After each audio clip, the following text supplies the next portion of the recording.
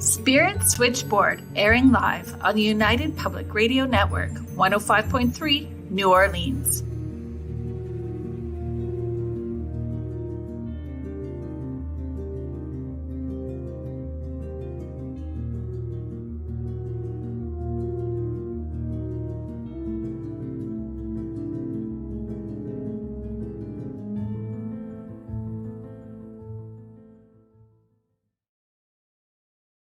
Hello, everyone. Welcome to Spirit Switchboard. I'm your host, Carrie Lynn Shellhorn, and you are listening to us live on the United Public Radio Network and the UFO Paranormal Radio Network, 105.3 and 107.7 New Orleans. If you are joining us, especially if you're joining us through Facebook, you can head over to StreamYard.com. You do have to sign up for a free account, but you can register so that when you comment or join in on a conversation, we know who you are. You don't have to if you feel uncomfortable with that. We will, if you check the bottom left-hand corner of the screen, we'll highlight your comments so that we can make sure that you know that we are saying hello to you guys. So my guest today, I'm super grateful to my guest today because I kind of sprung out of nowhere just a couple of days ago into his email inbox begging a wee bit if he could please come on the show today. So with us today is Denny Sargent. He is a Seattle writer, artist, former university instructor with an MA in ancient history and intercultural communications. The author has published works on alternative religions, Taoism, Animism, Shinto, Voudou, Tantra, published books including Global Ritualism, the Tao of Birth Days, Your Guardian Angel and You, Clean Sweep, the Book of the Horned One, Dancing with Spirits, Werewolf Magick, which we'll be talking about today, Werewolf Pack Magick, and the newest book that just came out in September, right? It was in September, The New Tantra for All. In September. Thank you for being here, Denny. Oh, thank you so much for having me on. It was a pleasure, actually, that you contacted me. I'm very happy to be here. And it's really, it's just a lot of fun because originally it was just, I was thinking about ginger snaps. I had a guest lined up who unfortunately couldn't be here today. And I'm thinking about the movie Ginger Snaps, which if y'all haven't watched it, you should. It's a great coming of age, step into your power werewolf kind of movie. I think it's like from the early 2000s too. That's right. And there's three of them. Yes. Yeah. There's three of them. But it quickly went from this, let's talk about movies to, oh, here we go. I found you. Let's talk about werewolf. That's right. You found the werewolf guy. Yeah. I love this stuff. It's awesome. So I just got to say hello to some of the people that are joining us. Hi, Tom. Howie is here. Nocturnal Frequency Radio. Thank you for joining us today. This is awesome. I want to start at the very beginning. I was thinking you and I have had a conversation leading up to this, and I had shared with you about my daughter when she was grade 4. So I'm not sure how old she would have been. Maybe 9, grade 4-ish, I think, somewhere in there.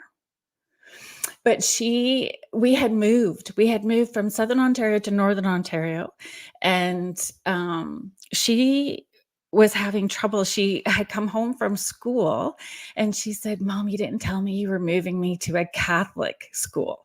And I went, "No, honey, you're not in a Catholic school. You're in a public system. It's not a Catholic school." But we had moved just before Christmas. And so they were talking about traditions and all that kind of stuff. But my daughter, I had let her have this full moon club when we were living in Southern Ontario.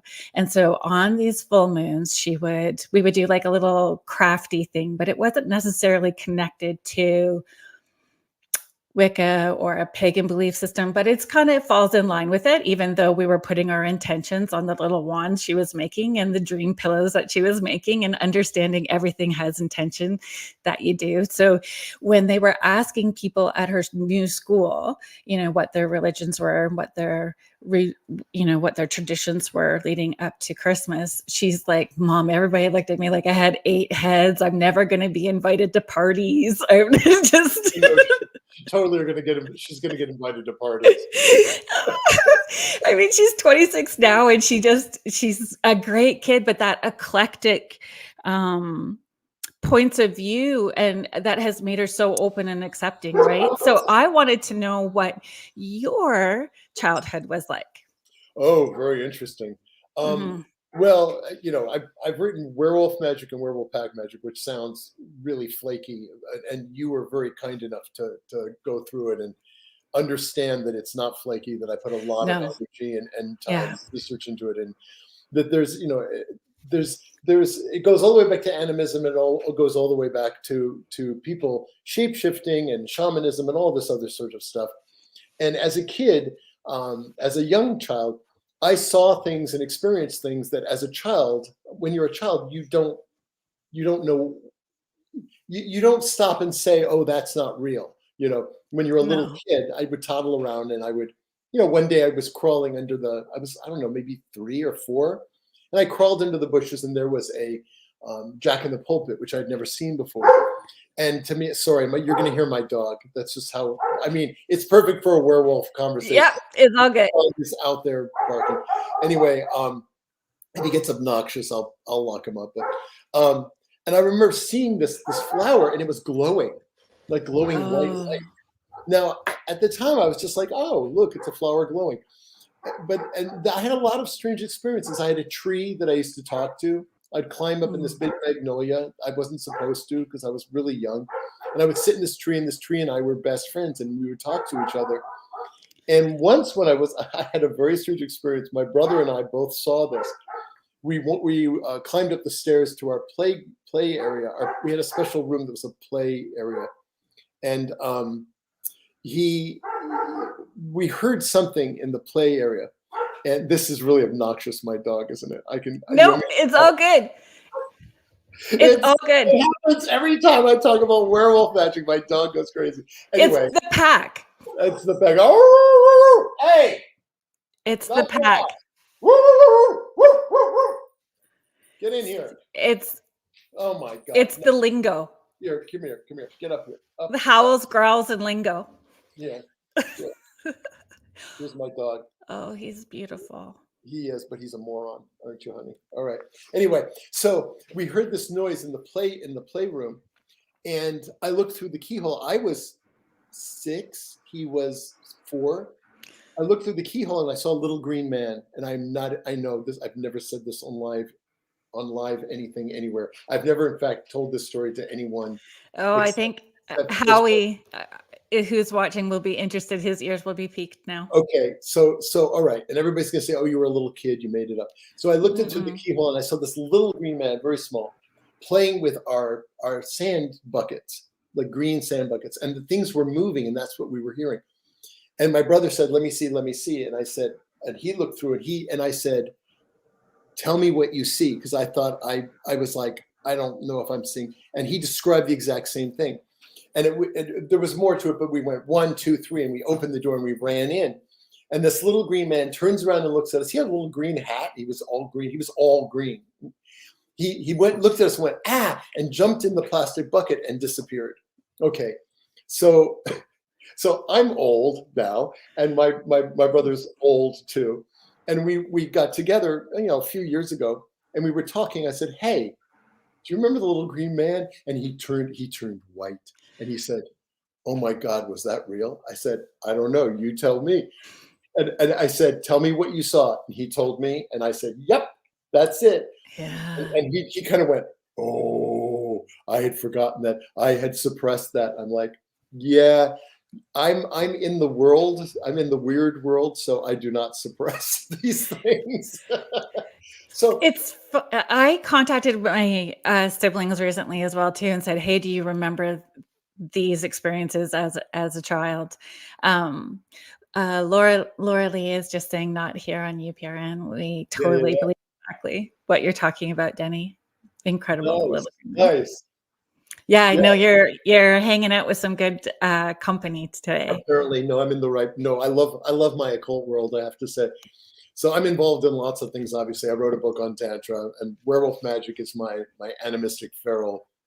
I hung out with shamans, and I saw them do things that I didn't think were possible, like real shamans, not certificate from a school shaman. Weekenders. Yeah, some were from Siberia. They were an Olchi tribe. They call themselves the Nani Doro. They're from rural Siberia. And then the other people I hung up with were in Guatemala. And I was hanging out. I was going through the jungles of Guatemala. I've traveled to about 25 countries. I lived in Japan for 4 years. I'm one of those weirdos. Anyway, so I'm in Guatemala this is the Mayan area, and our guide is taking us to these places, and we're sitting around talking. And I looked at him, like really deeply looked at him, and I said, "You're a shaman, aren't you?" And he went, "Oh," and then he looked at me. He goes, "You are too." And I said, "Not exactly, but," and then he said, I love this line. I'll never forget it. He said, "There's a great brotherhood of people like us around the world. And when we see each other, we recognize each other." And I'm getting goosebumps right now at that like the and moment. That's a compliment. Yes. And then he looks at me, he goes, "All right, we're going to change the whole itinerary. Do you want to go meet a bunch of other shamans?" I said, "Yeah."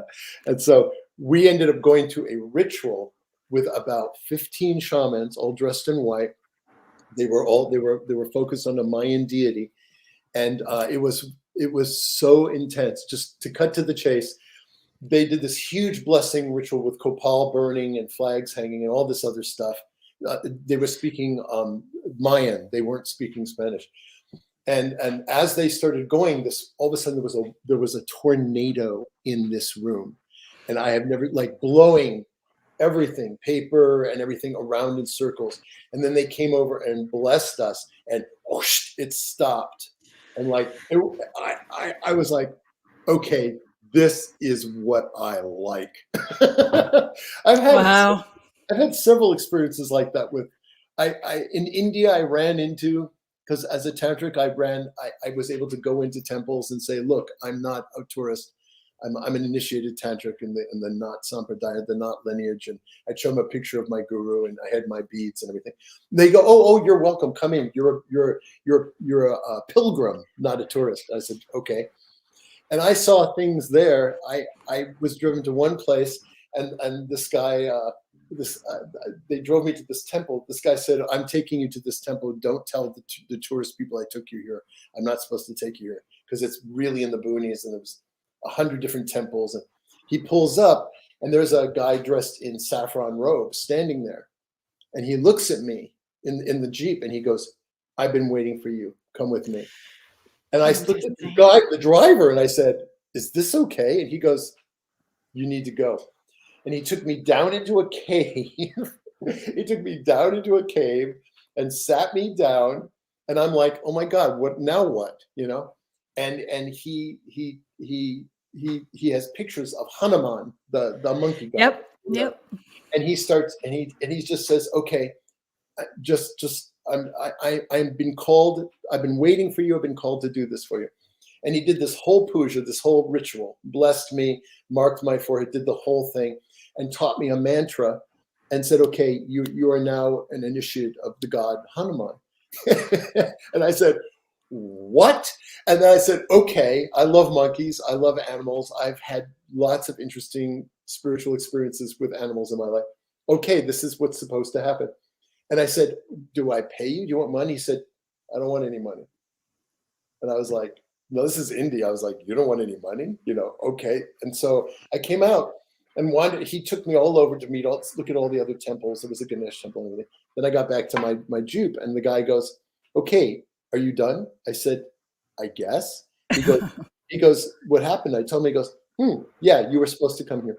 And that It's that that was wild, eh? oh, that's happened to me everywhere. In Japan, I went to shrines. Sorry to interrupt you, Denny. I just want to get to Again, some of these comments for you so that you can see what's happening here. Howie's saying we're not old, we're experienced. well, I'm not dead, so that's good.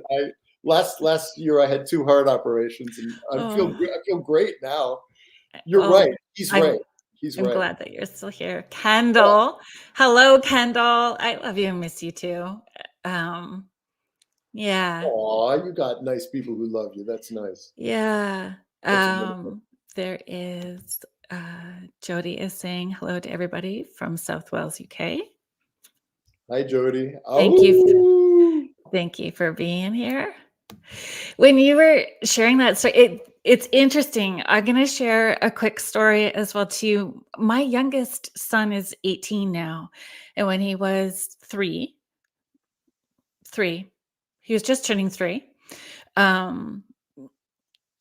He was in bed with me. It was just before he was, supposed to be falling asleep, and he said, "Mom, there's a lady there." And I said, "You see a lady at the end of the bed? I'm not seeing the lady. She's all yours." And I have seen people that were crossed over and spirits since the time I was little as well too. So, I was prepared for my children to have experiences. And I said, "Can the lady tell you her name?" And he said, "Kuan Yin." And I didn't know at the time who Kuan Yin was. And I said, "What does she need you to do?" And he's like, he just shrugs his shoulders. And I said, "Is she saying anything to you?" And he's like, "Om Mani Padme Hum." And I went, "Okay, babe, what do we do with that?" And he says, "We just say it." Like I was annoying him and asking him what we were supposed to do with it. And I said, "Okay. And is she still here?" He's like, "No, she said what she needed to say and she left." I went, "Okay, dude." So, every That's night very intense. it gets bigger. So I would scratch his back every night and we would say this mantra and he would just fall asleep. And understanding later when I did the research about family harmony, love, unity, peace, and understanding that's what it was about. But I hadn't been doing this work publicly. And it was a year later I started doing this work publicly. And I had driven 8 hours to go to like a weekend psychic fair. Like if I was going to do this publicly, I wanted to know what I was getting myself into. And there was a fellow that was selling, Denny, can you Vulcan mind meld too and help me find the word in my in my brain? Singing bowls. He had singing bowls. Yeah, And so he had this booth with all kinds of different things. And he said, I was walking, I was across the hotel room, like that big, conference rooms that they have. And he pointed at me and he waved for me to come over. And he said, "You have a small blonde boy." And my hair was like colored bright red at that time. Right. And I said, "Yes." And he said, "That boy sees Kuan Yin." And I said, "Yes, he does." And he gave me a ring and it had Sanskrit, the mantra all around. Yeah. And he passed it to me and he said, you are meant to be here and you were meant to take this to him. And he's 18 and still has it. So I agree. Like you just magically or serendipitously show up where you're supposed to and we're recognized, by that vibration. Oh yeah, no, I've had a few of these happen. When I was in Japan, I got very deeply involved in Shinto, which is the indigenous animistic religion of Japan. And I'd be drawn into temples, and Kuan Yin is a she's called Kanon in Japan.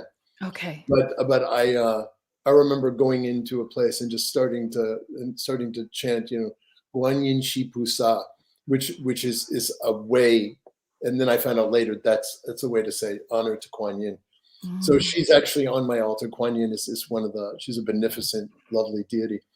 But many of the Shinto gods and goddesses, I'd go into shrines and I would have experiences directly with them. Like Amaterasu Omikami, who's the sun goddess, who's the primary deity in Shinto practice. And I would go into these shrines, and I got to know them. In fact, I was teaching at a university there, but I also picked up jobs as an author and a journalist, because I learned all about the festivals and what they were doing. And they started publishing my work for Americans who came to Japan, because I was into the gods and goddesses and the legends. And the funny thing is, most Japanese don't know about their own religion. They go to shrines, like people going to church, they pray, they throw some money, they ask the spirit of the shrine for something, and then they go. And I'd walk into the Shinto priests and I'd say, sumimasen, da da da da, and I would ask them in Japanese, who's the kami-sama of the shrine? And they would go, oh, you care. And I watched, so I got to know these, and I got to feel it. I'd go into different things. Now, my son was born in Japan, and this is before his autism kicked in. I'd carry him around on his little carry thing. We went everywhere together, and he loved the shrines. So he was attracted to the energy of the shrines. And we'd go up, and very quickly he learned, you'd go up to the shrine, you clap, you ring the bell, you clap again, and then you pray. And he would start doing it automatically, like he was, a year old. Right. And one day we're walking down a narrow street, a cobblestone street, and he turned to the wall and he goes and bows down. And I go, honey, it's a wall. And I'm like, huh. So I go around the corner, and behind the wall was a shrine. Oh, interesting. Isn't it? Yeah, yeah. I love it. I love it. Jody is just sharing a story. See if we can bring it up. Jody is just sharing, my daughter also one night said there was a lady on the ceiling the next morning while choosing which little box of cereal she wanted. She pointed at the back of the Shreddies cereal box at the old woman knitting the Shreddies like on the old advert. She said that's the woman that was on the ceiling. Yeah, our little people are very connected. And I think because they're higher self remembers, they don't have all of that conditioning and experiences that have dulled it. We get that 86, it starts to kick in where they feel like they have to conform in order to fit in, right? And that conditioning. I start off Werewolf Magick with that very conversation, and in Werewolf Pack Magick, I have a lot of conversations within the book about our conditioning blocks everything, because we're utterly disconnected from Gaia, from nature, and when you're a child, you see things. I had a pet bee. I found a bee that was almost drowned. I was a little toddler, and I ran over and saw the bee, and it was a bumblebee. I wasn't afraid of it.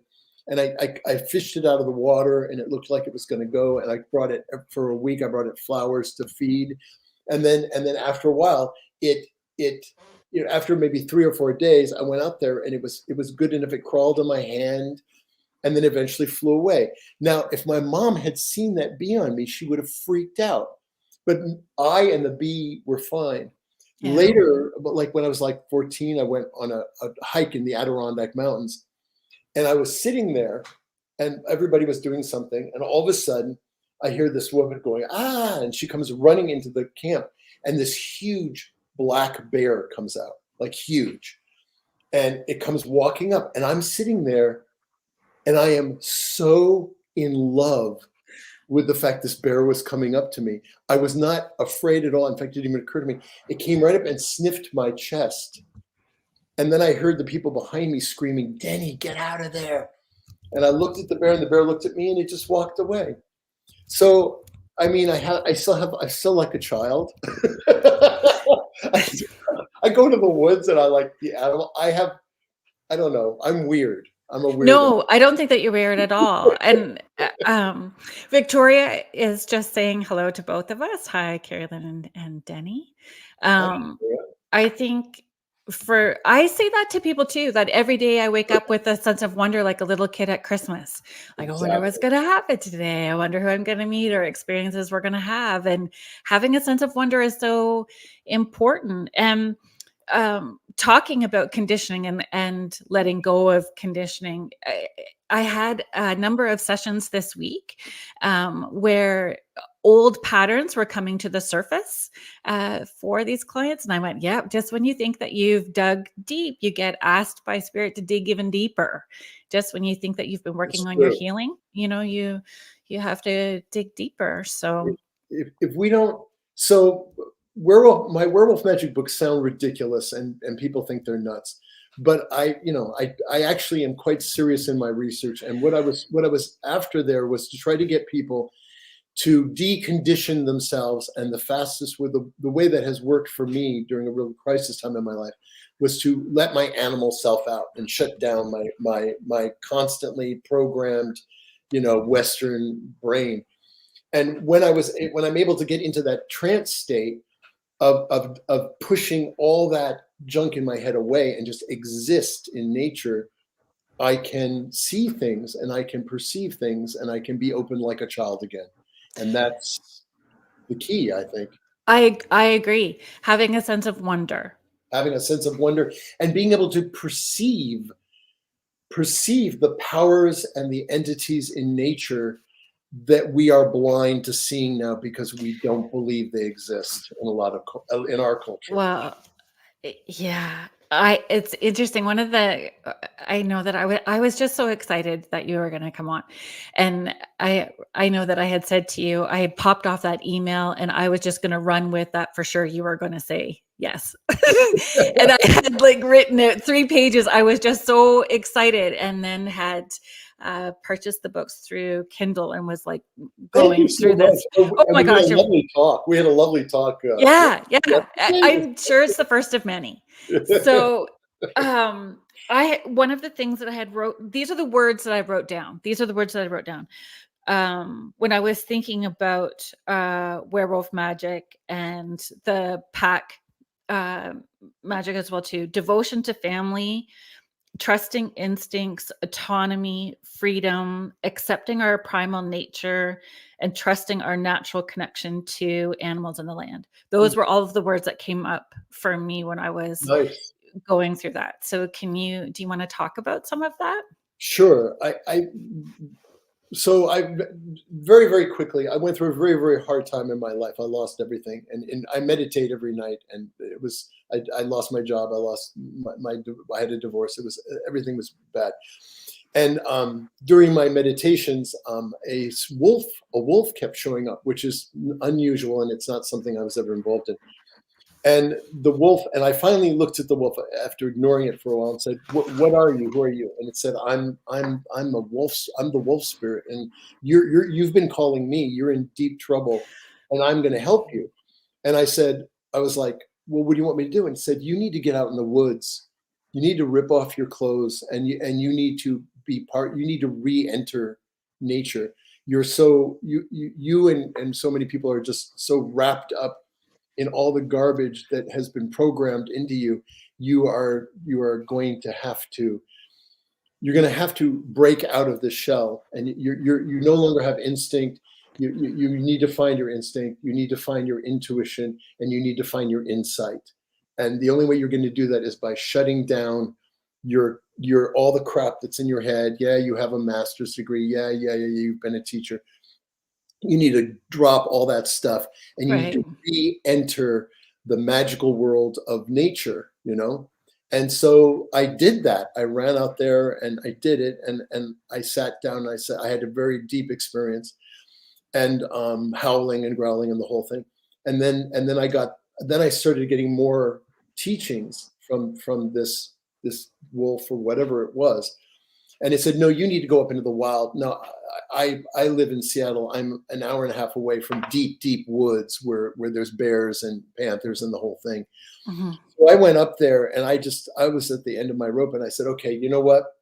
I'm just going to go up here in camp, and I'm going to rip off my clothes, and I'm just going to go into the woods. And if I die, I die, and if I break through, I break through."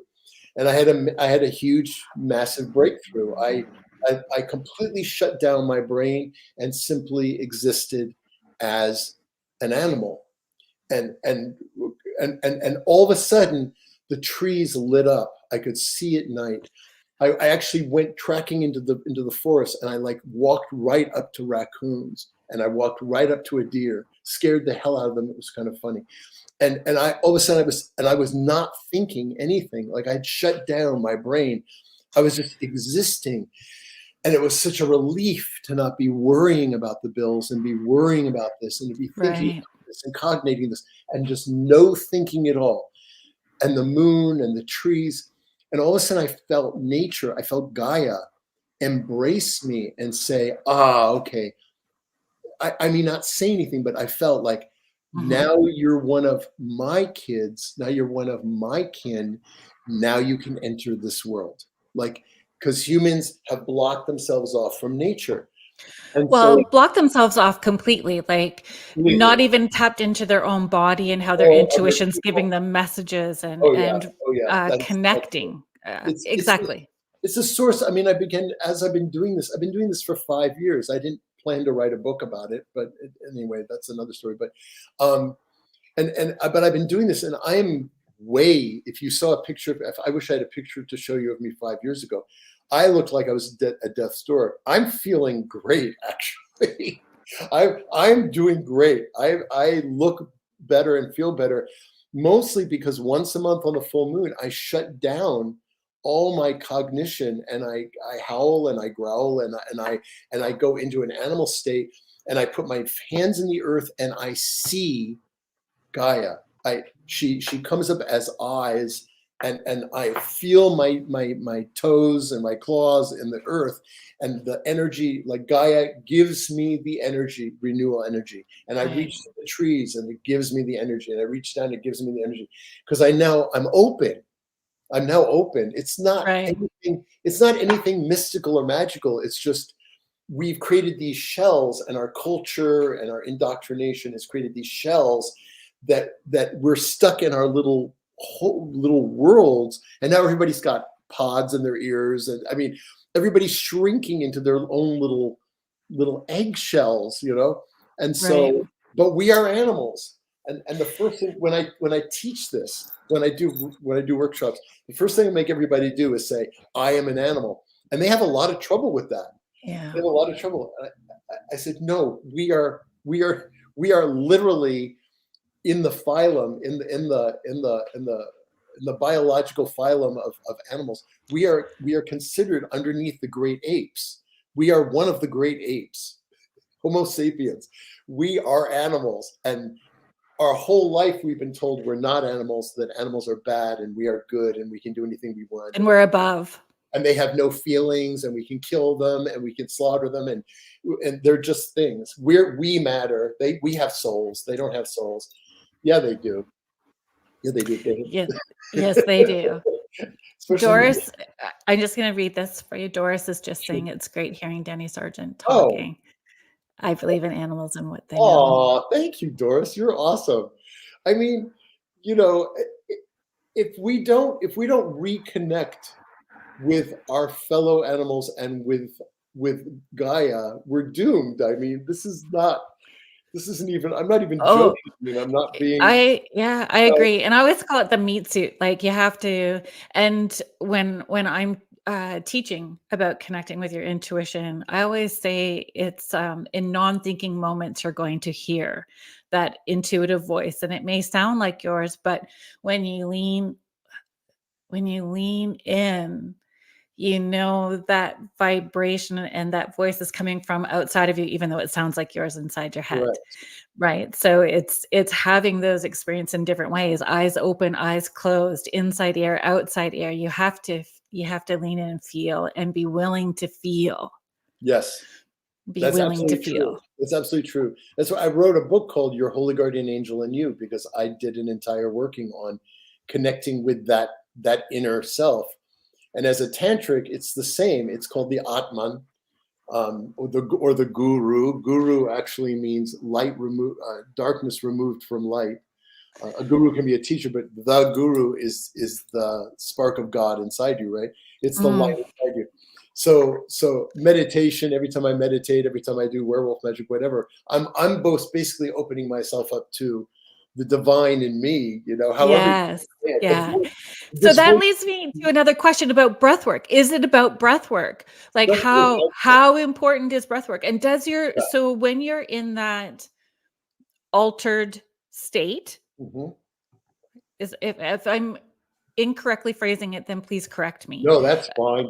When you're in that altered state, does your breath change? Does your breath change when you're doing just a regular meditation to when you're doing a full moon connecting to that wolf side of Good you? question. No one's asked me that question. That's a great question. I ask lots of questions that other I people don't love think that. about. Good. You and I are going to be friends. Yes, I know we are. So, when I'm doing every night I do my tantric meditation, I do pranayama, which is intentional. You know, I'll breathe in, hold for 7 seconds, breathe out for 7 seconds, hold for 7 seconds. I do breathing exercises to relax, open myself, open my mind, and I do visualization. When I'm doing the werewolf magic stuff, every full moon, I'm not intellectualizing at all. You read my books. I have a technique. I hung out with shamans who gave me a bunch of ideas, and then the wolf spirit gave me some. I rock. I spend like about an hour rocking and growling. Now my chest is really opened up from the growling, right? And then I move to other things like growling, up growling, down growling, howling. Oh, right. And then I reach. I have a whole technique in my books on how to reach that state, that state of consciousness where you're sort of in a trance or however you want to put it. And then my breathing changes radically, but it's not conscious. It's just because once I flip into animal state and my brain, my upper cortex shuts down, all my thinking stuff, my cognitive stuff, I'm activating what Carl Sagan called the dragon mind, the lower cortex. And there was I always called it the mouth of God. I thought that's what that was called too. Sure, why not? Yeah. But in terms of biology, we contain all the animal genes. We contain all the animal stuff. Yes, I absolutely did growl as a youngster. I still growl. In fact, I had a moment. I was teaching university, and this guy came up to me. I was doing my werewolf magic stuff, but the student came up to me with a really bad homework assignment. Like I teach graduate level. I taught graduate level stuff. And it was supposed to be an essay, 10 pages or something really, and it was garbage. And I'm looking at it, right? And I'm going, and he goes, Mr. Sargent, are you growling? And I'm like this, I'm like, no, no, I'm not growling. I just have a cold, so I'm so thanks, Howie, for asking the question. Yeah. So Howie, my friends all basically call me like the werewolf guy or my feral friend, because when I'm driving and I get aggravated, which we all do, I don't swear as much anymore, but I do growl. When somebody cuts me off, I'm like, Rah! Right. But Howie's just following up with that, saying same that he did as well too. Good to know I was not alone. I even stuck my tongue like a cat over people. Sucked my tongue like a cat. Over people who suck their thumbs. No lie. Isn't that fascinating, right? Well, it makes perfect sense. Our whole culture, unfortunately, and I've hung out in tribal cultures in Thailand, in Cambodia, in Guatemala, in lots and lots of places. And tribal cultures accept that we are animals and we behave like animals, and we have these instinctual things we do, like what he just said. And it's our culture that has sealed us off, like put us in a brick walled area where we are not animals and we can't act like animals. And even as a kid, if you act like an animal, you get yelled at. You're eating like a pig, that we have all these things. Stop acting like an animal. It's a zoo in here. Like we have all these negative animal things that we get hammered with as kids. And instead we're supposed to go to school and sit still for 8 hours at the age of 5, which no culture, no tribal culture would do that. They would think it was really, terrible thing to do to a child. Right. So we've been boxed into these things. So much of my werewolf magic stuff is to tear open the box and be an authentic being, I always say feral children are my favorite. I had 4 of them. 4 feral children. I'm like, let's go. And yeah, no, it's the way it is. And I've been in tribal cultures where the kids just run amok and you think, oh no, are they safe? And the people there are like, they gently show them what's important, what's not, what's dangerous, what's not.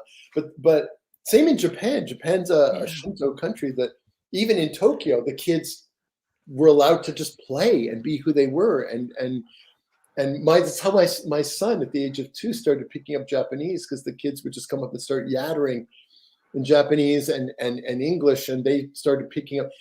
It's like our job is not to like put them in rigid boxes. Our job is to let them, like trees, grow to who they're going to be. And like your child saying, oh, I see Kuan Yin. When I was a small child, I used to leave my body and fly around the neighborhood. I have a kiddo that did that too. And my mom, after, and I mean, it was really clear. It was absolutely astral traveling, because it wasn't like dreams. I saw the neighbors, I saw the car, and I was just like, this is so cool. Until my parents sat me down and said, no, honey, that's not real. That's a dream. It's not real. And then it stopped. I couldn't. So my coming out of the Witchy Boo closet was with an online parenting radio show for parenting kids that were intuitive. So we didn't shut them down. Like that was what drove me, was to make sure that the kids had space and parents could be educated to support them and not shut them down. It was so important to me. I just there's some comments here I'd like to get to. I can see, from Doris. Yeah, so Doris is saying breath work is crucial. Having just lost my beagle, whom was shown my friend and my aunt their cancers. Oh, sorry. We're just going to finish, and then I'm going to move you over. Okay, Laura Lee, well, sorry. She had a very good comment about breath work, and my experience was when I stopped breathing, he somehow got me breathing again. He passed, my chest was so heavy, and I felt him and heard him. We're still connected. Thank you very much for sharing that, Doris. In Tantra, it's considered that every breath is part of your life, and that they actually say you have X number of breaths in a lifetime, and that's why we need to slow down. And we need to like honor every single breath, because breath, prana, they call it pranayama. Prana is energy, and that breath and energy are the same thing, and that breathing deeply is breathing shallowly, like most Westerners do, because they're stressed, is toxic, and you basically plug up the lower part of your gut. Your gut. Yeah. And people don't breathe like, they don't breathe deeply. They breathe like that, and the lower part of your lungs is never cleaned out. Breath in most esoteric cultures, breath is crucial. Breath is life, they say. Yeah. And I tell people, once you practice mindful breathing, you can roll it. You can pull it up and roll it. Open up your third eye, your crown, roll it down your spine into the earth and back up. So you're intuitively connected to all and grounded at the same time. We don't have to be all airy-fairy. Right. And it circulates energy through your body. Yeah. A lot of stuff exactly. So Laura Lee is just, she has a question for you too. She's a question, Denny. I noticed how your gorgeous pup settled at the start after you howled at him, after you growled back. Mm-hmm.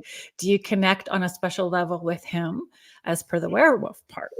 Absolutely. So I have a werewolf pack. I have a group of people who tried this sort of stuff that I've got in my books, and they got really into it and had deep experiences, and were able to shapeshift down into like a non-verbal trance state. And for the first, I'd say 5 months, my dog would sit. I have an old trampoline in my backyard. During the full moons, my dog would sit on the trampoline and watch us. watch us as we were like growling and rocking and going into the trance state. And then when we got to after about an hour of this, we'd reached this point where we had entered this primal non-thinking state. And then we'd all come together and we'd go, oh, all of us together. We made this incredible harmony, which kind of opened up and changed everything. And my dog would just sit there and watch there. And after about I don't know how many months, 3, 4, 5 months. One night we were all in our circle and we were starting our thing, and he got up, walked over, and sat down in the circle. And from then on, he was a member of the pack. Oh, that's awesome. So But he knows this. He knows all this routine, and he actually is our guide dog, because he's in that state anyway, Anyway. Victoria, I just wanted to let you know that I've read this message about you being at the Crown Harrison last Friday. I had an event at the Crown Harrison, asking your divine team to protect you and keep you safe. I feel, your dreams have been crazy. Well, and the dreams could be kind of all sorts of energetic things that are going on at the moment. Haven't had your connection. I'm very sorry about your uncle. And I'm glad that we have a date for December. So I'm looking forward to connecting with you then too. I just wanted you to know that I did see that comment. Thank you for coming to the event. And then I do look forward to connecting with you later. Laura Lee's just saying thank you very much for responding to that. Oh, wonderful. No, I'm having a great time. We could do this forever. Yeah. So, okay. there were so many comments and questions that I had on this paper. So one of the things that I noticed with the way that the book is laid out, the first book, so Wolf Magick, we'll start with Wolf Magick. Werewolf Magick. It's Werewolf Magick. It's very personal. Yes, which is correct in my thinking too. Thank you. It's very personal. Like you really do, you practice what you preach, you practice what you are putting, and it's a journey. It really is a journey.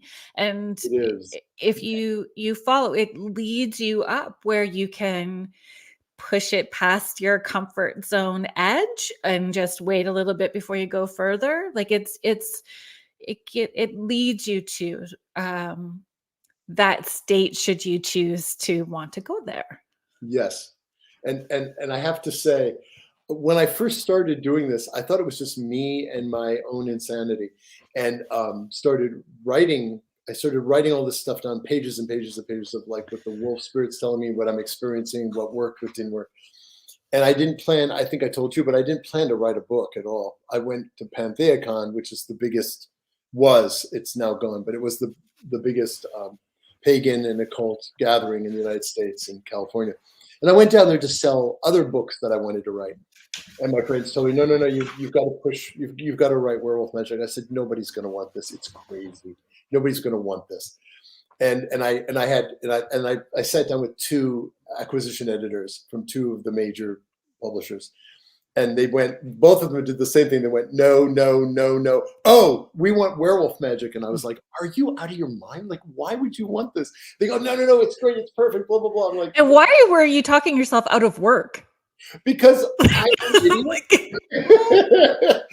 a fool.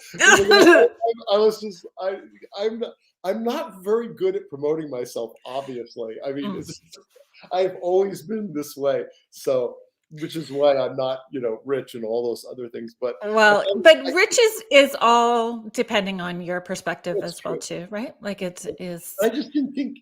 But anyway, it pushed me to do the book, right? And I was shocked actually when it was published. I've had hundreds of people. I've been on podcasts. I don't know how many podcasts I've been on. And every time I did the same thing, I'd be like, really? You want me on your podcast? And then I got offered to go do a festival in Ohio with 1,500 people. And I didn't know whether this Werewolf Magick stuff would work for anyone but me. I mean, I really didn't. I thought, is this going to work with other people? And I got 200 people, many of whom were very, kind of wondering whether this was real. And they had to be open-minded skeptics skeptics to at least be all, there, right? yeah, that's correct. They were like, "Oh, this sounds like fun. Hello, we'll try it." Yeah. And I put 200 people under. They all went into trance state. And my favorite thing to say is that a bunch of them, they're younger than me, were running around the circle on all fours. And I didn't know that was humanly possible. And we're howling. Like Mowgli from Jungle Book. Whoa. And ripping off their clothes and howling. And there was a full moon. And after a while, I was like, I have to bring this back down. Like, I have to pull them out, you know?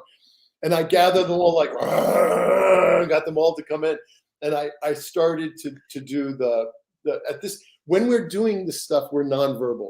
The minute you use your language, you use your upper cortex and it stops the whole thing.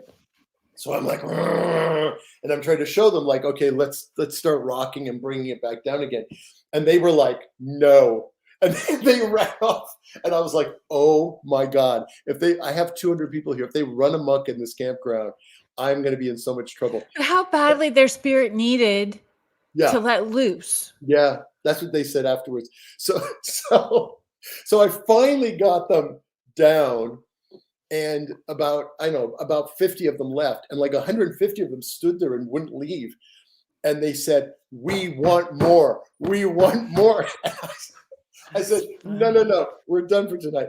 And the woman who ran the entire conference, the entire event, was there. I didn't realize had gone through it, and she was like, she said, "No, this is real. Like this is real.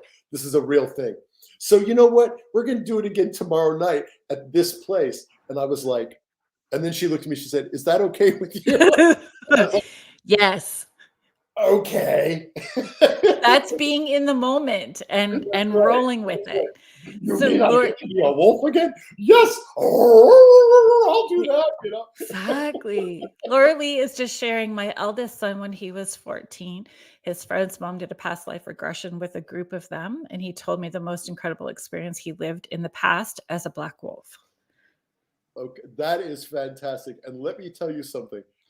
On Facebook, I have gotten hundreds of people writing me saying, I know exactly what I am a wolf.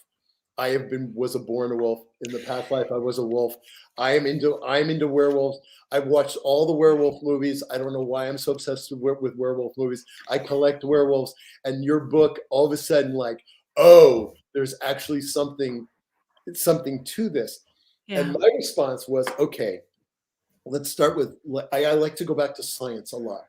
We are 98% genetically the same as chimpanzees. We are 86% genetically the same as wolves. It's in our blood. That's fascinating. It's in our body. What we're really doing is shutting down this upper cortex part, which only developed over the last 200,000 years, and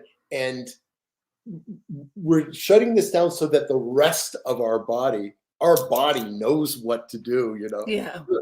And so once we start howling and growling, and once we go into this mode and we've shut down all the stuff that says no, you're a human, you can't do that, then we're in a different place. And we're in a place where we're connected with the earth, which, yes. And you feel it. I swear, when you get into that state where you have shut down your upper brain, all of a sudden, like, you see the energy going up the trees, you see the water going up the roots. You can put your hands in the earth and you can feel the heartbeat of the earth, and you can go. I'm no longer scared about going into the woods. We have primal woods, like I said, an hour from here. Right. I'm not afraid of the pumas. I'm not afraid of the bears. I'm not afraid of these things, because I'm going in as like one of them. I'm with you guys. I'm not with these people that are trying to shoot you. And I'm not one of them. I'm one of you. Is what I kind of say to myself. Yeah. Last week I had David Barreto on talking about karma and reincarnation within the animal kingdom. And he had made that comment about people reincarnating as animals. And I've always thought I was a pretty open-minded person. I have, had all of these experiences, a little bit on the woo-woo side, just a wee bit. And I'm like, I had never even thought about because I hadn't even thought about it. And that was one of the things that I wrote down to talk to you about today, was like ancestral lines having that reincarnation as animals in that, like tapping into that animal ancestral line. I have found at least a dozen lineages in other countries, like Turkey, for example, that trace their original beginning with wolves. In Turkey, there's a myth that the Turkish people are descended from a blue wolf.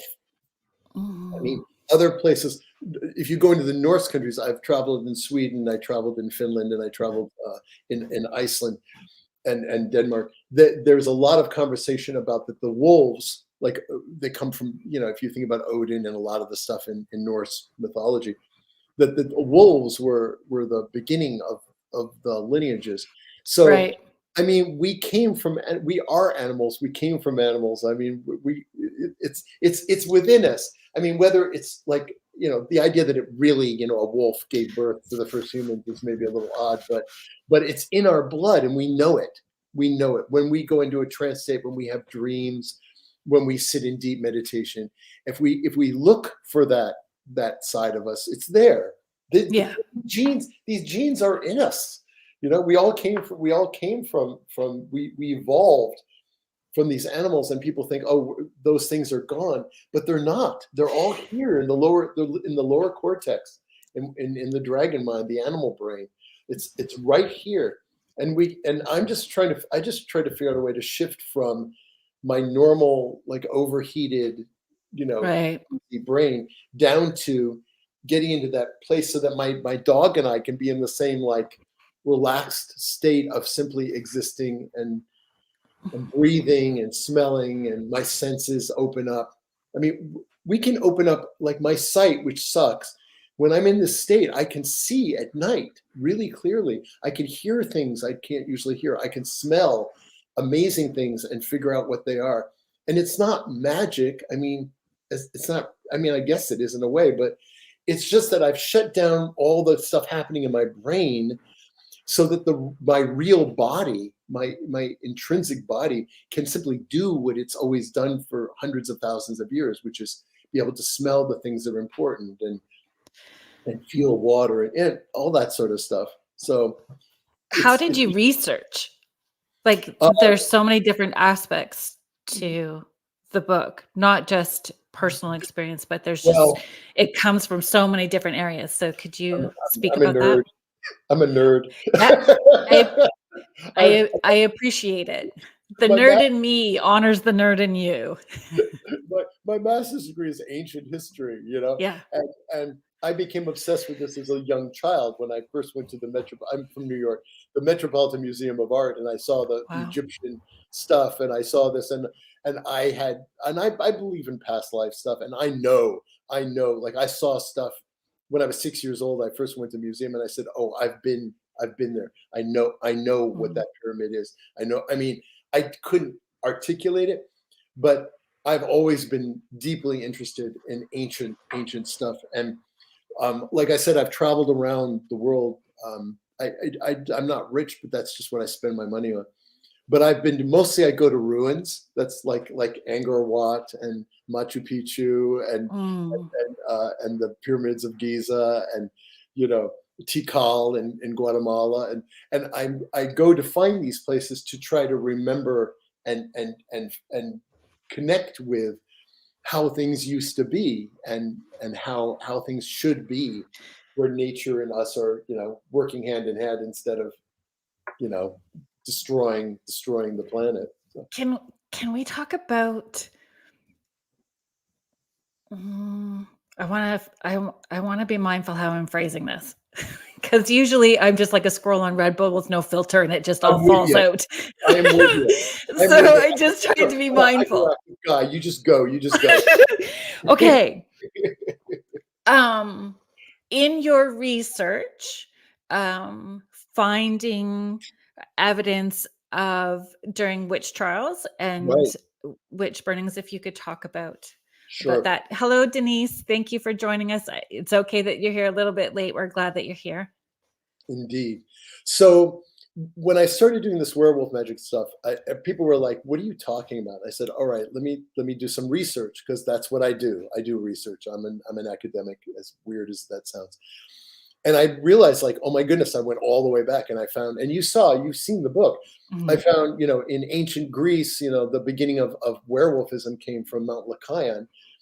Apparently came from Mount Lycaon, where there was a werewolf cult, and it goes all the way back into prehistory. They're now figuring 5 to 10,000 years ago, and these where people would shapeshift, or they would go through shamanic trance states and go into a wolf state, and let the wolf energy come through.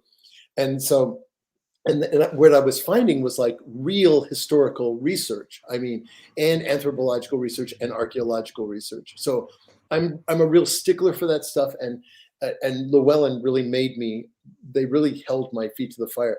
So if you go through the book, you'll see more citations than you've ever seen in any occult book. And I'm going to say that I have probably something like 500 citations, and it's all vetted. And they'd say, wait a minute, this is not the best citation. Find another one, and then I would.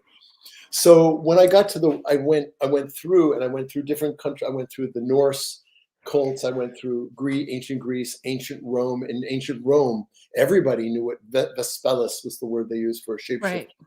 And that everybody knew in ancient Rome that like there were werewolves everywhere, and there was all kinds of stories. And my book has all these great stories by legitimate historians at the time, like Roman historians. And then I got down the Norse, the berserkers, and the berserkers are basically werewolves. Bearsark means wearing the bear skin. Ulfsark is wearing the wolf skin. So the werewolves in that area were called Ulfsark. So let me see, where am I going with this? So then I got down into the Middle Ages, and I was like, no, I'm a witch. I was when I was 14, I was initiated as a witch. It's a long conversation, but anyway, it's a fascinating one. Like your story is fascinating. I am an eclectic person. I try everything. I try it all, and so I've always been a big fan of.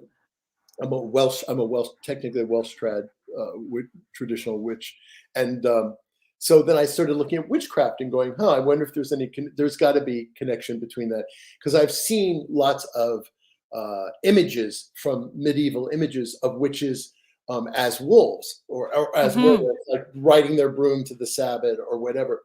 And I'm like, I wonder if there's a connection. Well, I started digging deep.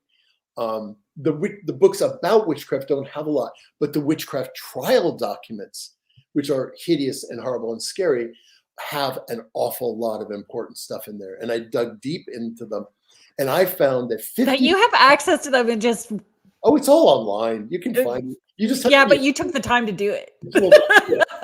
I appreciate that. My friends, I'm like, look at these ancient witchcraft documents, and they're like, Denny, just really it's take a deep, have a beer, relax, and so what I found was that 50% of all the people who were accused of witchcraft and who were burned alive or who were tortured were also accused of werewolfery, one of my favorite new words, which means being werewolves.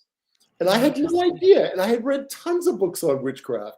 And I was like, really? Half of the witches were accused of being werewolves? And then I started digging deeper into it and found that, yes, indeed, many of these people, when they confessed, talked about their witchcraft coven, and that when part of the initiation was to learn how to shapeshift by rubbing these psychedelic salves on themselves and then going into a deep trance state and then leaving their body in the form of a wolf. And I found, a dozen of these exact same stories.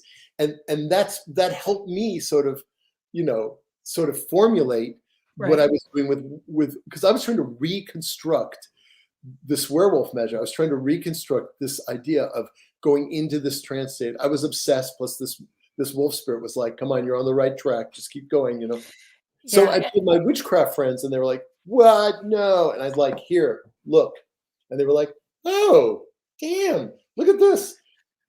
I've got cred. I've got werewolf cred." That's funny. And moving it past, because a lot of the stories that are mainstream, that are accessible for people, when we talk about that salve, psychedelic or not, and it's also attached to fear-based negative stories, right? And having Right, to right. kill somebody in their family in order to be initiated into this, and whether that happened or not as well. Yeah, But probably not. like, there's always that flip side to There it is. as well.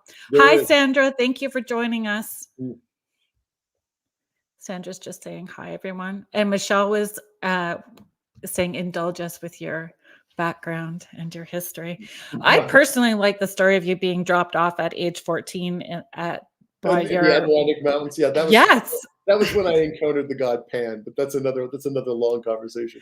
But I just went in the woods and one night, and I was 14. This is the 70s.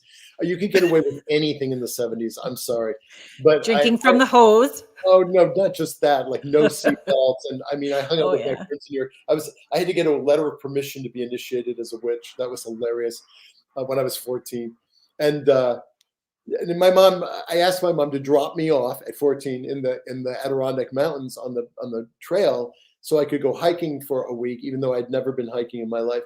And she was like, "Okay." And then she told me, "I'll meet you here," da da da. And I was like, nowadays, nobody would let their kid do that. And not just in a couple of hours. It was a couple of days. It was like 5 days.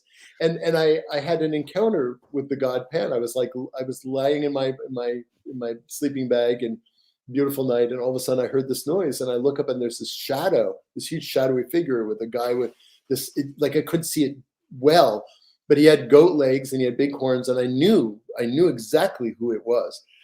And I went into a complete shock. I was in a panic mode, like I was frozen. And I thought I was going to have a heart attack. And all of a sudden, there was this kind of like orgasmic bliss. And he was gone, and I felt completely free. And my brain shut down. I mean, all my thinking shut down. So and then the next 5 days, I just went hiking in that state of consciousness. So my thought is, as an adult, when you had that experience where the wolf spirit was coming to you, did you put that connection that you've been having that kind of experience at the time you were little? So this is exactly where you're supposed to be and at the right time. But that connection to nature is what my path and purpose, how it presents itself, right? Path and purpose. All my friends said to me, or a bunch of my friends who are into stuff said to me, they go, "You realize that the god Pan, he's the manifestation of nature, was all that he started you on this road, right?" And I'm like, yeah, I guess so. And by the way, I wrote a book about Pan, and that was 30 years worth of work on that book, because he's my tutelary deity. But the werewolf thing is slightly different, but definitely okay. When I do my werewolf magic stuff, and you've read at least a chunk of the book, first book.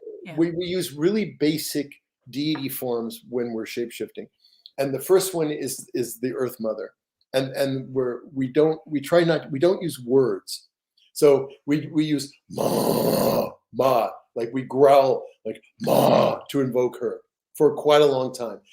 But then the next one is we reach our hands out and we invoke the Lord of the Forest, which is what the witches called him in the witchcraft trial documents, and we use ha. Now, ha is a vibration that the god Pan gave me.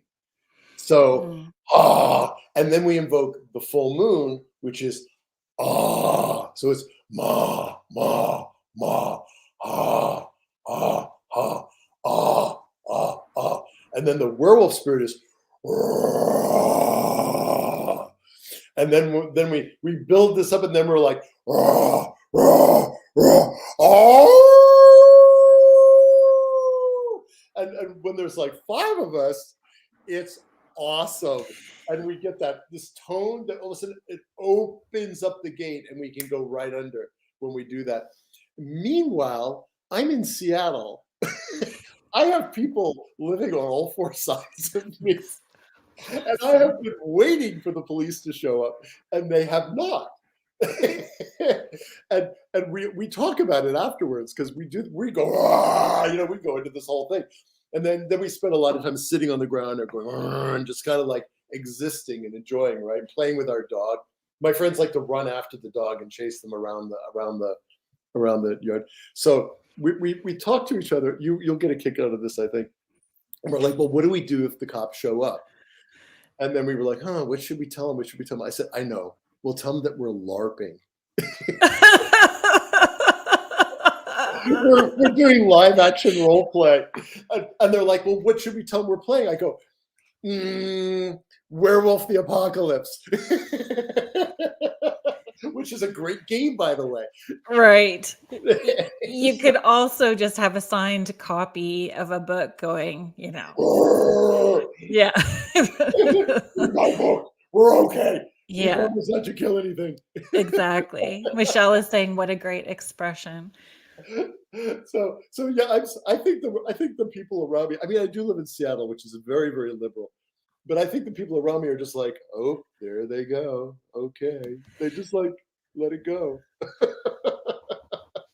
Doing my job to keep Seattle weird. That's my general thought. Do you think that maybe they're just practicing along with you and doing it quietly because they haven't been able to outwardly dig deep yet, but they're enjoying the vibration that you're creating? Like even just in this, like Michelle said, what a great expression. And those of us that are sensitive would have felt that pull up just from you doing that, right? That tonal vibration is going to affect all of us if we're open. I think so. To our senses. So maybe your neighbors are playing along and you just don't know. Well, their dogs are not dodging you when you're getting out of your car, then they must be open to it. I don't know. They haven't really come up and talked to me. I don't know. Maybe they fear me. I don't know. But their dogs love me. I'll tell you that. That's so funny. Okay, so you said something that triggered another question for me. Because you said it was like 30 years of research when you were talking about the book regarding Pan, but right. How, because I'm getting the impression that you like information. So source information is all coming, stacks probably piled all over the place. Yeah, that's about right. Yeah, that's okay. That's how beautiful minds think, right? In organized disorganization. So how did you know to edit? Was it a feel? How did you know what you wanted to be in that book? And did that lead to the Pack book, and is it leading to the next book? Not necessarily. I am really kind of all over the place. I've got a whole list, a complete list. I've written about 20 books, but each book is an obsessive compulsive thing. I mean, like I do a deep dive on something. Yeah. Like I wrote a book on Naga Magick, which are the Nagas are spirits in India, of snake spirits, and for some reason I got obsessed with them. And I wrote an entire book on Naga Magick. And the Pan book, though, was more a compendium of my own personal work. And I wasn't planning to publish it, but then somebody came to me and said, I will publish it and I'll make it a hardcover. And then I had another friend who's an incredible artist and offered to do the art. And I finally said, okay. But a lot of my books are just things that I get obsessed with. Like the Werewolf Magick stuff, I was going to do on my own and not publish it. It was just for me. And then people are like, oh, I want to publish that. I'm like, all right. I did one on Shinto too. And I mean, you're giving other people permission to be transparent about their own personal journeys as well too. Oh, thank you. That's a really nice thought. I hope. Well, but it's a truth, because you've had people come up and saying, just even Howie's saying, I thought I was alone in that. And, that's true. Yeah, right. He's feeling very comfortable to be transparent about his personal truth. And that's a gift that you give to people. Oh, well, gosh, thank you. I don't think that highly of myself. Apparently, I don't really. Think Apparently, there's some healing still. We all have it. It's a never-ending journey. I try to. I just am. I don't know. Well, thank you. That's like a really sweet thing to say. I hope that's true, and I'm starting to feel that I'm doing something positive. But I also think I'm kind of nuts. But I enjoy very much.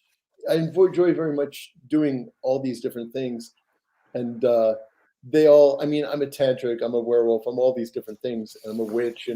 But they're all really the same thing for me. It's just that I'm growing and expanding and trying to do as many things as I can while I'm alive on this planet. So, right.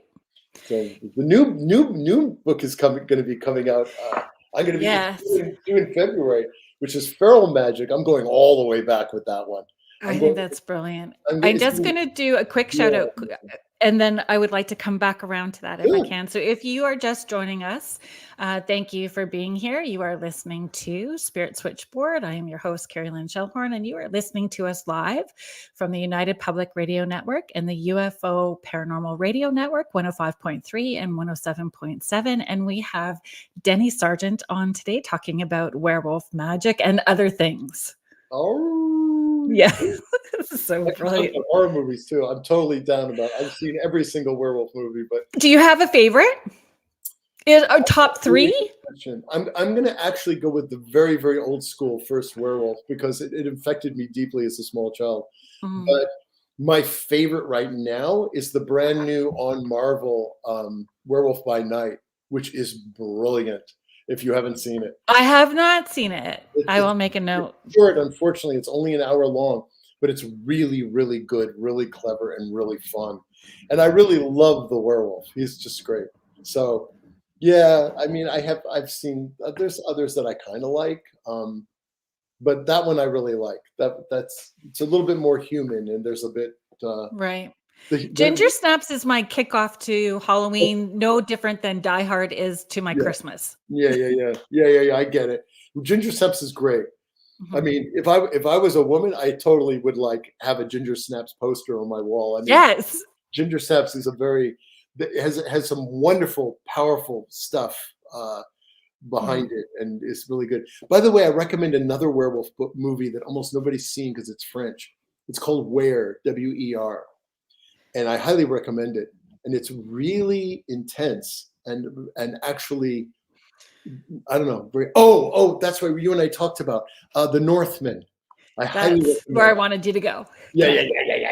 The Northman has the best, because my friends, two of my friends, they kidnapped me. They said, you have to watch this movie. I go, I don't know. It's a movie about Vikings. I don't know. No. They literally drove me to their house and wouldn't let me leave and made me drink beer and watch this movie. And I got into it until we get to the scene, and you know the scene, yep, where they are initiated into being berserkers or berserk, right? And as I mentioned, there's two kinds. Everybody knows what a berserker is, but they don't realize that berserk means you're possessed by the bear spirit, and ulfsark means you're possessed by the wolf spirit. And in that show, in that scene, you get to see a full-on Norse shamanic initiation into werewolf magic, and I went nuts when I saw it because it was like everything I had thought would be how it would be in ancient Norse and ancient medieval and ancient Roman and ancient Greek, and they did it so well. Did you research to see who they consulted? I did. I saw at the end of the movie, they actually have their consultants. And I was just like, whoa, they actually did a serious work on this. And it's intense. It's intense. And here's the thing, I've seen it a couple of times now, obviously. But what I love about it is because I read an interview with the director, and because I was fascinated by the fact that it's told from the point of view of believing these things. And when he was interviewed, he said, the movie is shot from the point of view of Vikings and that era in terms of what they believed, what they saw, the magic they did. And there's a scene in it, I'm not ruining anything, where somebody dies and the Valkyries come down and bring him up to Valhalla. It's a very intense. I mean, I'm getting chills. It is. Me too. And it just made me so very happy to see, because I was like, vindication. That's we don't because you are asking people to move past their conditioning and be open to a different perspective. That's it. And I'm getting more and more radically, and you'll see in Pack Magick, I talk more and more about how crucial it is that we release our animal self. That's the term I use for all of it. We release our animal self, which in most tribal cultures, there's no issue between Native American tribes that I've met. The idea that we are animals is like a norm in most tribal cultures. Right. We are one of the weird hyper intellectual cultures where we have separated ourselves from animals. You know, God gave us dominion over the earth. The animals have no souls. They're just there for us to use and abuse. And we are above everybody. And that dichotomy, that belief system that we are not part of our ecosystem, that we are not animals, is destroying our planet. And people have to, shift the way they see themselves.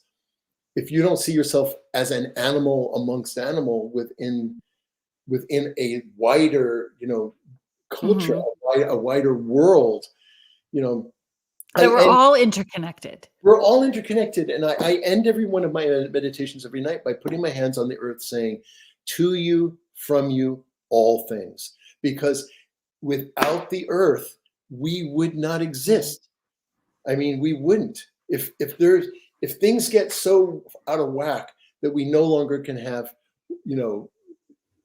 potable water and food, our species is doomed. And we have this sort of myopic idea that we're always going to be around, but we have hundreds of thousands of years worth of history showing us that, species come and go. And go, yeah. And we're like slitting our own throats. And the easiest path that I found, the one that has really, really, really hit me, is let out your animal self. It's okay to be intellectual and talk and teach and learn, but it's also important that you connect with your animal self, so that Gaia doesn't think you are a pest. So that when you enter the nature as in a full consciousness of being part of nature, being an animal, then Gaia kind of opens up and lets you in. And you can read hundreds of Native American stories like this. Chief Seattle, Chief Sealth is really his name, but Chief Seattle is really big in Seattle, obviously. And before he died, he gave this great speech to all the people who had moved here. And he said, look, when you came here, you built walls and fortresses and fences because you feared the forest. We do not fear the forest. The forest is our home. The animals there are our kin. We are animals. They are animals. We are equal. The animals show us what to eat, what not to eat. They show us how to do things. And when we kill a deer or a caribou or an elk, we thank them as person to person. We are going to eat you. Thank you. We honor you. And we're not going to kill 50 elk. We're going to kill only the elk we need, because we know, because we observe nature and live with the animals, that they need to breed to reproduce. And so he basically says, you are slaughtering all the animals, you're destroying everything, you're cutting all the trees, you are doomed. You are doomed if you don't change what you're doing. We understand you have conquered us. There's nothing we can tell you, but I'm here to tell you something really important. You are destroying yourselves, your lives, your culture by disconnecting yourself from nature. It's respecting the land and respecting the resources, right? And not seeing animals and trees and other things as simply stuff that we can use and abuse as we will with absolutely no problem. And I'm not sure what to say, you know. Yeah. But when we're in that altered state, in that altered spiritual shape shifting, you can feel that collective consciousness of one on a whole other level. And Yes. so it carries you through to the conscious, to have more conscious awareness that your thoughts, words, deeds, and actions matter. Yes. Right? Yes. Absolutely. Laura Lee is just saying hello to us as well, too. Thank you for being here with us. Oh my gosh, it's 3 pages of questions, so we're working our way through it. We're doing pretty good. One of the questions that I had was pushback. What sort of pushback you have experienced? One moment, because I'm my car is in the shop and they're about. Oh, that's so crazy. That's awesome. Hold of me. They're trying to get a hold of me because they're going to come up here and get me so I can go get my car. So that's so wonderful that you're getting your car back. I didn't know how long we were going to be on. So we got about 15 more minutes. Okay. If we can have 15 more minutes of your time. You can. Okay. Do you mind if you do whatever you need to do, and I will just keep chatting away. Okay, just give me like a second. No problem at all. Thank you. So I just want to scroll back through some of these comments. Thank you, everybody, for being here so much. I was really excited when we decided that Denny was able to come on and we were able to talk. Originally, I wanted to talk about werewolf movies and werewolf books, and we touched that a wee little bit. Thanks, Sue. I know I enjoy Denny's energy as well too. And I think that I learned a lot just in the last couple of days. Like, I had a very surface view of what I wanted to do. To Laura Lee is on the chat today. Yeah, I love it. And so I've learned a lot about, even digging deeper, and being able to go to that collective consciousness of one and tapping in. And I had not thought about doing that from like an animalistic sort of point of view. So I don't know. It's fascinating for sure. But if y'all want to share what your favorite werewolf movie is, I'm totally into it. Because I had even looked at books, but I'm not much. When you look at books, they're all like romance books with werewolves. I just not a romance person, nor am I a rom-com person.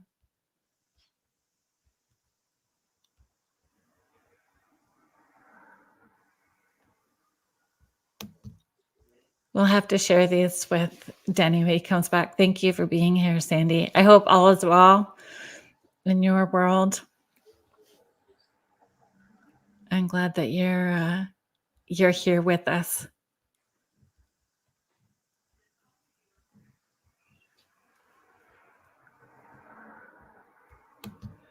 One of the things that I found about the books, should you decide to look into them, the Werewolf Magick book, because there is 2, because it's the Werewolf Pack Magick, but they do build.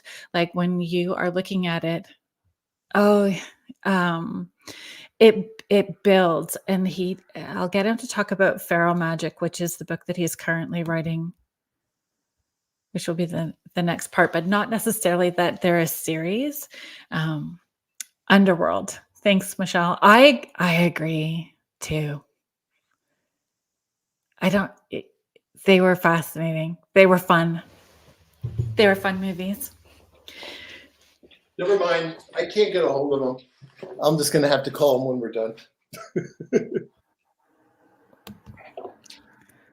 So Sandy is joining us from East Coast Canada. And she said, all is great. I love this topic. Was always connected to Huskies growing up. So this is intriguing to me. Good. And I'm sorry for that delay. No, it's all good. We were talking about underworld in different movies. Okay, great. Different werewolf movies. Michelle and I were talking about underworld and sharing about underworld. Oh, Cool. Underworld was fun. it was. Denise is just Denise Smith. I'm about 25 years behind on movies. What was the name of the Norse one you were talking about? The Norseman. The Norseman. That's it. Yeah, Norseman. And what is the name of the main actor? Because he plays. Gosh, I don't know. That's a good question. Really good actor. Well, his whole family are actors, because I think he also played the clown in It. Really? Yes, in the remake. Wow, that's really... And a vampire in another show. Like, he just has these really, yeah. Wow. Awesome. I didn't know that. History. He played the clown in It. Acting career. Well, he killed a lot of people in the movie, so maybe that's... Does he ever? So there was just a lot of comments when you needed to step out for a few minutes. So no, it's all good. Everyone's saying that your energy is fascinating, that they're hyperactivity is a good thing, I think. Skarsgård. That's right, Michelle. Thank you so much for it's that whole family are brilliant actors. Yes, they're Swedish, I think. Mm-hmm. They're Norse for sure. I didn't know he was It. That's creepy as hell. It was so good. He did such a good job. It was brilliant. Could you talk about Feral Magick, where you're going next? Yes, I'd love to. I'd love to talk about my books. Absolutely. I don't make very much money on my books, but I love to talk about them. So they're like my babies. So I've done Werewolf Magick, and then I did Werewolf Pack Magick because I realized like Werewolf Magick was my own personal, like, well, this is what I do and let's see if it works. And then for about a year, I was doing things like going to festivals and getting other people to do it. And I realized, oh my goodness, I can actually do this with other people. This isn't just about me. And not claiming it as a shaman. Right. No, I am not a shaman. No. Right. I just want to make sure that we make that very clear. It's very important. And in fact, when I was writing Werewolf Magick, I mentioned shamanism, and they were like, no, you have to we're going to delete shamanism. I said, you can't. It's actually part of what I'm talking about. And I said, look, I met real Siberian shamans. I hung out with them. And so I'm not making this up. And they're like, well, we don't know. And I said, look, I wrote an article for a magazine, which was called, what was it called? Anyway, my column was Worldwide Paganism. And I'd interviewed this shaman, this Siberian shaman. And so I had to actually put a link to that article so they would let me use the word shaman. So I'm totally understand about cultural imperialism, and I'm not claiming to be a shaman. And I've met a lot of people I didn't really think should be using the term, but I have met them, I have hung out with them, I learned from them. I'm not a shaman. Yeah, let's put that right on the table as fast as I can. Yeah. But I am a werewolf person. I'm a werewolf magic person. Yeah, and that's what I appreciate about you is having that sense of wonder and pulling from all different resources, and this is where it's led you to, and now here I'm offering this to you as well. So Pack Magick got me to like actually look at, could this function outside of me?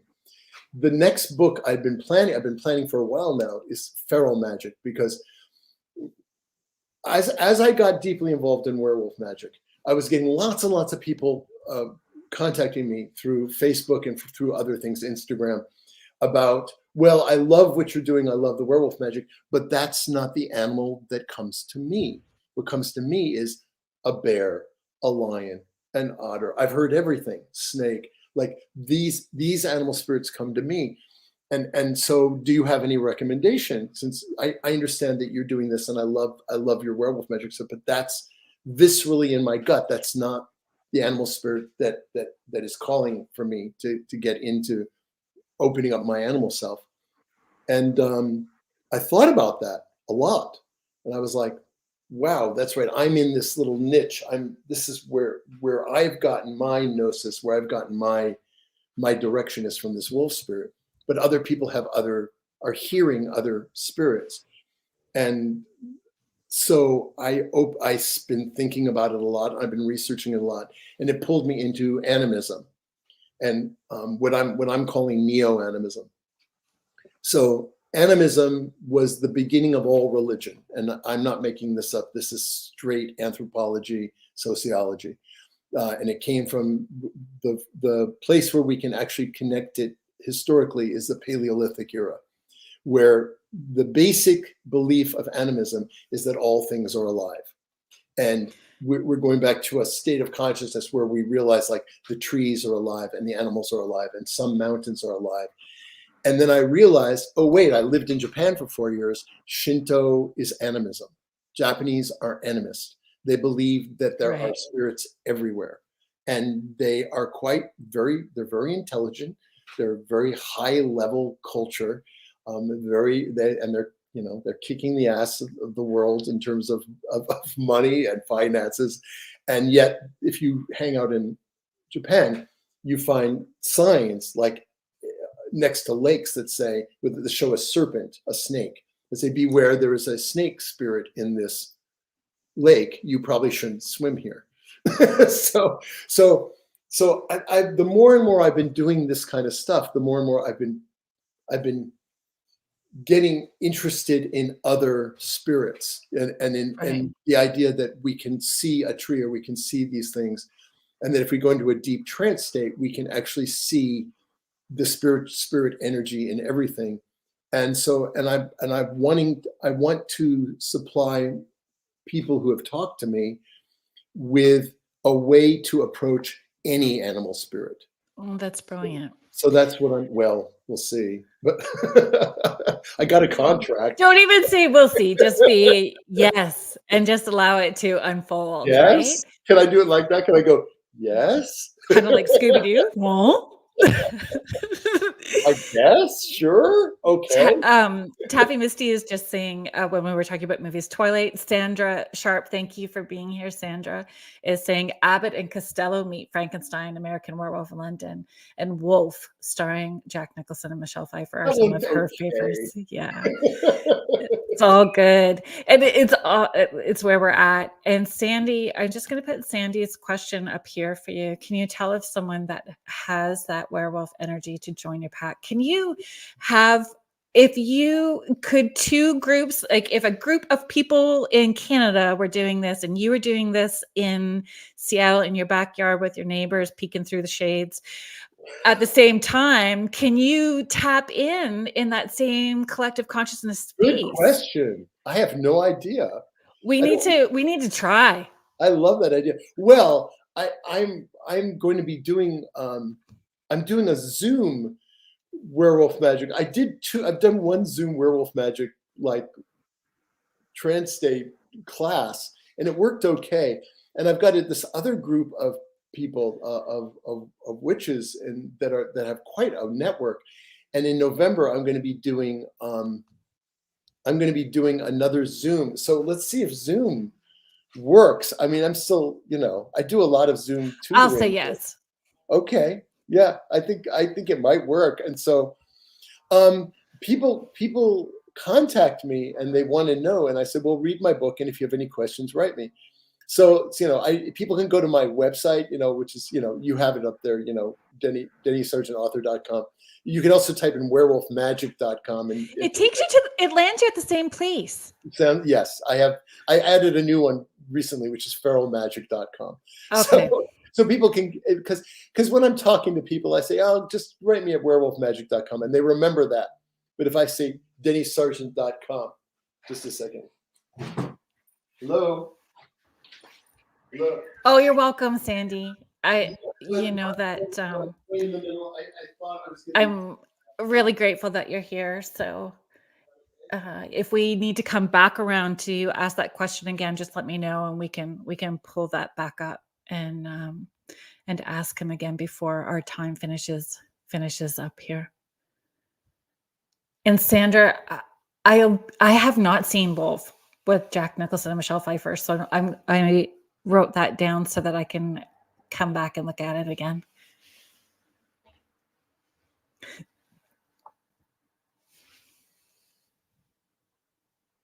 And Taffy, I know that I may get, a little bit of flack for this, but my daughter and I were all over the Twilight movie, so I'll take it.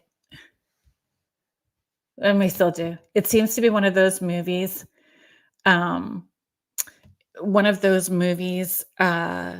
that we come back to, that we have as background, both my daughter and I, when we have things that we're doing. And she lives in a different home now, but we tend to put that movie on as company, if that makes sense. Do you guys do that? I know some people play music, but I tend to have movies playing.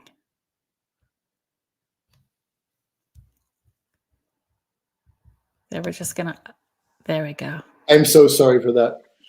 It's all good. It's all good. I desperately need my car, and I didn't. They're calling me a little early to come pick me up and take me to my car. So, but that's exciting that you get it. It's an awful feeling when you don't have a vehicle and you feel sort of stranded. I am stranded. I have to have my car. I feel that and understand that for sure. If I was a wolf, I would just run down there and it would be no problem. But I'm an old wolf. Or you'd growl and they would work on it faster. I need it now. So I was going to say, I've done, I do these events called Dining with the Dead at different venues. And it's essentially just, people have their dinner and dessert and then I shoot out. Okay, so I have your loved ones here in spirit and I deliver messages for a while afterwards. But I've done the Dining with the Dead online. And it worked out the same, and I'm not even in the same space. It's energetically, they're all here in that collective consciousness. So they know to show up because they're loved ones. So I think that you tapping in and seeing if that pack can grow internationally is doable. I love your idea. It just never occurred to me. I'm clearly not very good at promoting myself. I'm really not. I told you I'm part of your support team now. Oh my God, you are. I got your back. It just did. Thank you. Someone should, because I'm like all over the place. And I write these books, I do this stuff, and then I'm like, oh, then I kind of wander off like some crazy person. So I'm really. Yeah, Sandra's just saying she can hear the dog in the back. It's super cute. God, actually, we're all dog people. Are you? Oh, good. Yeah. Yeah. So that's another question then. When we're all of this tapping into that astral plane magic, all of it is about intention. There's an intention behind everything that we do, right? Our intentions matter, but also creativity. How does creativity play a part in our intuition and our path? In Tantra, there are 3 Shaktis, and it's knowledge, will, and action. And you have to balance all of them. And you can know things, but if you don't have will or action, then it's worthless, right? And if you do action, but you don't have knowledge or will, then it's worthless, right? So I really like that sort of standard, you have to know what you're doing, you have to have strong will to actually do it, and then you have to do it. So anyway, that's my sort of go-to when people ask me stuff. But being creative helps. Being creative. Well, that's where I would slot that in is in will. Like your will is your creativity and your action is your creativity. Both of those are how are you going to do it? So if you have knowledge, will, and action, okay, the action is, well, what are you going to do and how are you going to do it? And that has to involve your creativity. And changing your idea or concept of what creativity is, because lots of people say, well, I'm not a creative person, I'm not artistic at all. And creativity doesn't necessarily have to, because there's lots of people whose creativity is creating drama. But that's that. But that's not necessarily positive creativity. No, correct. That is so correct. That is so true. Oh my God. I don't know what to say about that, but yeah, that's right. Sandy's saying the right mindset. I got plenty of drama stories. Oh yeah, no, we're not going to go to drama stories today, but we do. No. Yeah. Direct people. Where can they find you if they want to connect with you? Where can they find your books? Well, they can find me on Facebook, and I'm just Denny Sargent. They can. Denny Sargent, author, I think is. I've got a two? yeah. My publicity one is Denny Sargent, author. And then I'm also Denny Sargent. If somebody's really serious and they want to like be friends with me, I'm pretty open. Or they can email me, and that's maybe the easiest way, and that's through my website. If you go to my website, Denny Sargent, author, or werewolfmagick.com, Magick with a K, then there's a little tab at the top that says contact. You hit that, and it gives you a place to email me. You can click another button and email me directly. So I love it when people email me, because then it stays in my Gmail and I don't forget it, and it's there, and I correspond with everybody. So good. I am one of those people that I'm very accessible. Accessible. Oh yeah. If you're interested in my book, I will spend hours writing you. I mean, I don't have that many people that do that. So, but like I have 2 people now who are writing me about the Werewolf Magick stuff, and they're writing me.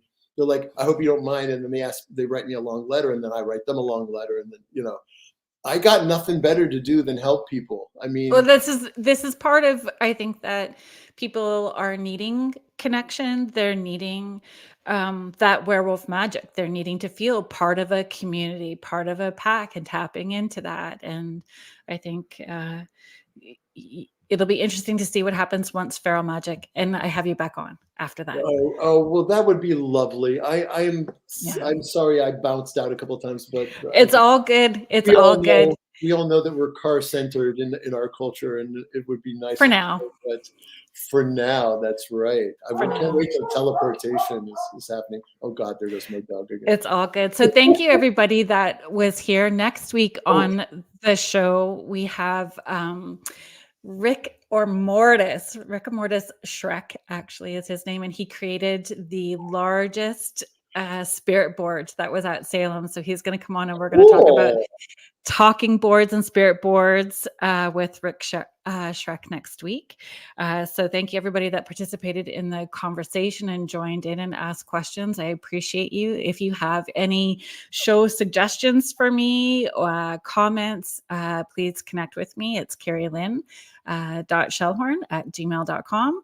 And thank you to the United Public Radio Network and the UFO Paranormal Radio Network, 105.3 and 107.7 New Orleans.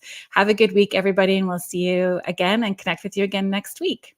Thank you so much. You've been listening to Spirit Switchboard with host Carrylyn Shellhorn on the United Public Radio Network, 105.3 New Orleans.